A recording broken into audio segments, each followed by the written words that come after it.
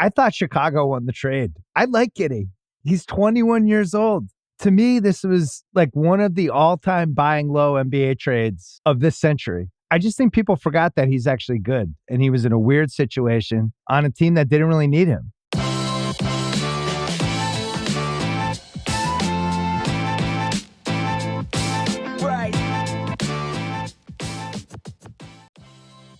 When the Bulls made a deal for Josh Giddey, many debates immediately sprung up in the NBA media regarding the trade, mostly concerning how Chicago failed to get any picks away from OKC in exchange for Alex Caruso.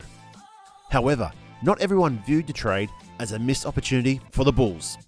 The Podfather and the Ringer's Bill Simmons revealed that he feels that Chicago won the Giddey-Caruso trade. I thought Chicago won the trade. I like Giddey. I do.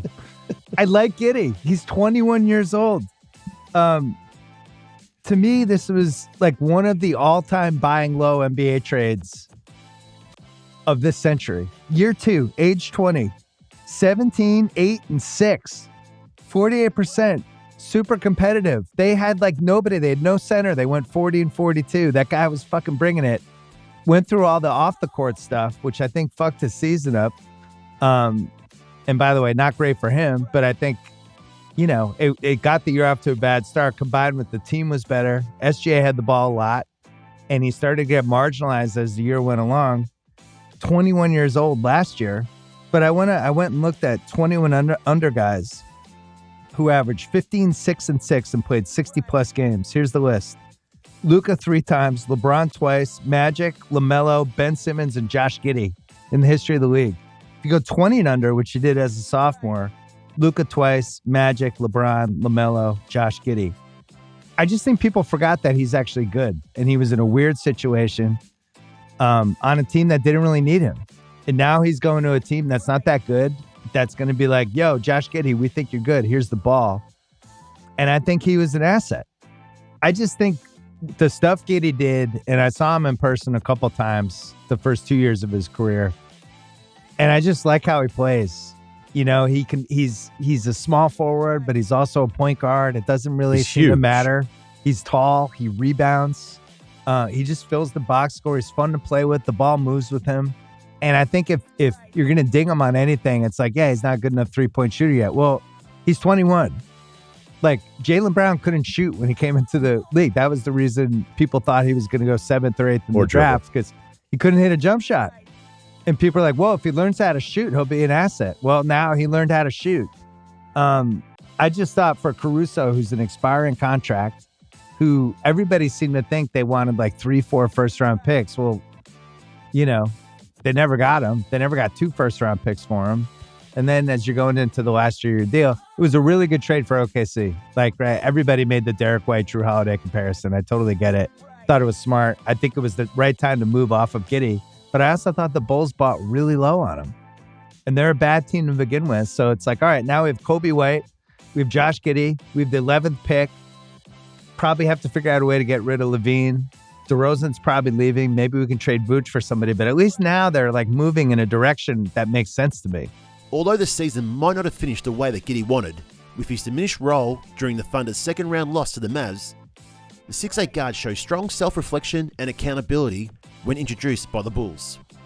Yeah, I mean, it was tough because, you know, as a player, you first you want to get to the NBA, and then when you're in the NBA, you want to be a part of big games in the playoffs. And that, you know, I've dreamt of that moment for so long, and for it to end the way it did, you know, kind of left a sour taste in my mouth for a long time. And it's tough to go into the summer as your last, you know, stint in the NBA for that season.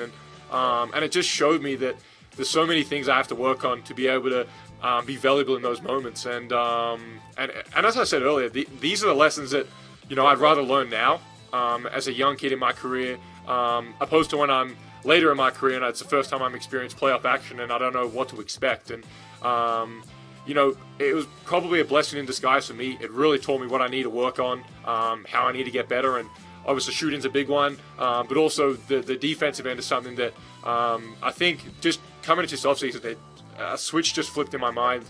And I just realized that to be at the highest level, you've got to really compete at that end. You've got to be able to sit down, guard guys. And That's the side of the ball that I really want to take pride in. I think the offense will come naturally, but it's that side of the ball that I really want to take steps forward in to make sure when playoff time comes around that I'm ready to go both sides of the ball and not just one.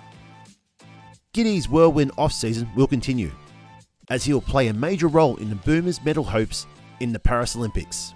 However, he is super excited to play in front of the Bulls fans next season. They got a lot of talent on this team, and as I said, I'm looking forward to just come in, trying to immerse myself in it, and not take away from anybody, but just help this team continue to grow and get better. But yeah, the impressions, we only play them obviously twice a year, being a Western Conference team, but very competitive team, and one of my favorite things I'm most excited about was playing in United Center in front of the fans. Every time I've been to Chicago to play here, the fans have been unbelievable. It's a packed house every time, regardless of what day of the week it is. So the fans, and I know they're passionate. This club's obviously got a lot of history, but that's one of the things I'm most excited for, is getting to United Center and playing in front of these great fans. All right, guys, do you agree with Bill Simmons that Chicago won the trade? Or do you think the Thunder had to pay a higher price to get Caruso? For me, it's a win-win. Caruso helps the Thunder straight away, and the Bulls get a pass-first playmaker who is only 21 years old.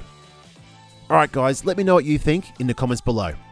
All right, guys, that'll wrap it up for today's video. If you like this video, please hit the like button. That really helps this video out. If you like this type of content, please subscribe, and I'll see you in the next video. Cheers. I like Giddey. I do.